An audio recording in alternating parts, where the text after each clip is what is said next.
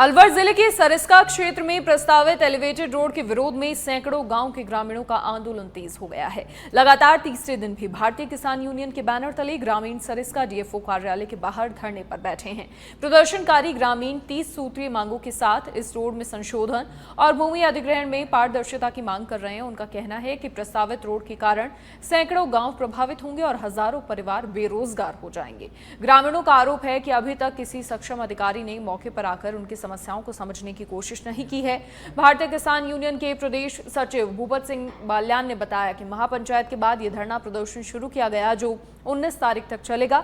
इसके बाद फिर से पंचायत कर बड़े जन आंदोलन का निर्णय लिया जाएगा। ग्रामीणों ने चेतावनी दी है कि अगर सरकार उनकी मांगों को नजरअंदाज करती रही तो वो सड़क पर उतरकर बड़ा आंदोलन करेंगे। हमारा कल हमने एक किसान महापंचायत की है, वहां से ऐलान करके हम यहाँ सरिस्का में आए हैं, धरना दे रहे हैं। 19 तक हमारा बरकरार धरना चालू रहे। और जो कल की जो वाकया हुआ है कि जिस तरह से औरतें पानी नहीं आ रहा मटके लेके फोड़ती है सड़क पे, इस तरह से हमारे पास एक तहसीलदार भेज दिया, कोई सक्षम अधिकारी नहीं भेजा। किसानों की कोई इज्जत जिला कलेक्टर ने नहीं की। अब उसी आक्रोश को देख के हम 19 तारीख को एक बहुत बड़ी किसान महापंचायत कर रहे हैं। एलिवेटेड रोड तो है ही, इसके साथ में अन्य जो 55,000 हेक्टर बीघा जमीन जो ली है, 2 लाख बीघा जमीन जो इन्होंने एक्वायर की है अभी कुछ दिन पहले, उसमें हमें यही पता नहीं है कि वो 55,000 हेक्टर जमीन है कौन सी, कितने गांवों के लिए है।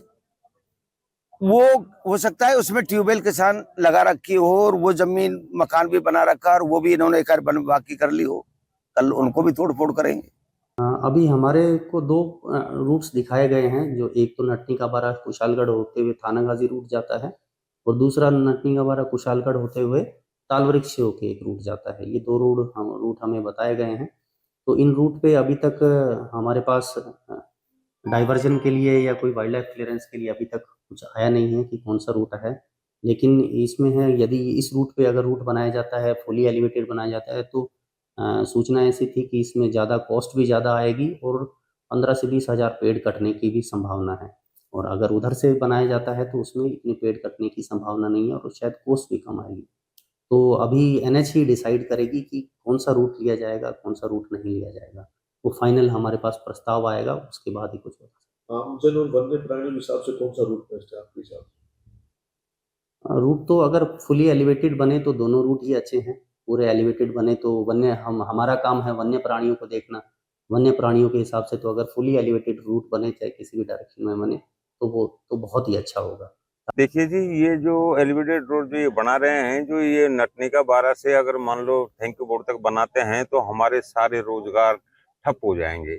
अगर इनको एलिवेटेड रोड बनाना है तो वो सरिस्का यहाँ से लेके और थैंक यू बोर्ड तक बनाए, उसमें हमको कोई आपत्ति नहीं है। और इधर वन्यजीवों का भी मूवमेंट बहुत कम रहता है, इधर ही ज्यादा रहता है, जिससे कि मतलब ये चाहते हैं कि भाई वन्यजीवों को खतरा रहता है, उससे कोई खतरा नहीं होता है वहाँ। और उसको प्लेन रोड बनाया जाए यहाँ। और हमको समस्या ये है कि हमारे सारे रोजगार खत्म हो जाएंगे, हम बेरोजगार हो जाएंगे, सारे भूमिहीन आदमी वैसे हैं हम। हमारा जो रोजगार चलता है छोटी मोटी दुकान करके जो हम हमारा गुजर बसर करते हैं, हमारे बच्चों का पालन पोषण करते हैं, वो सारे खत्म हो जाएंगे। कितने गांवों के लोग यहाँ मौजूद हैं? यहाँ कम से कम 100-125 गाँव के लोग मौजूद हैं।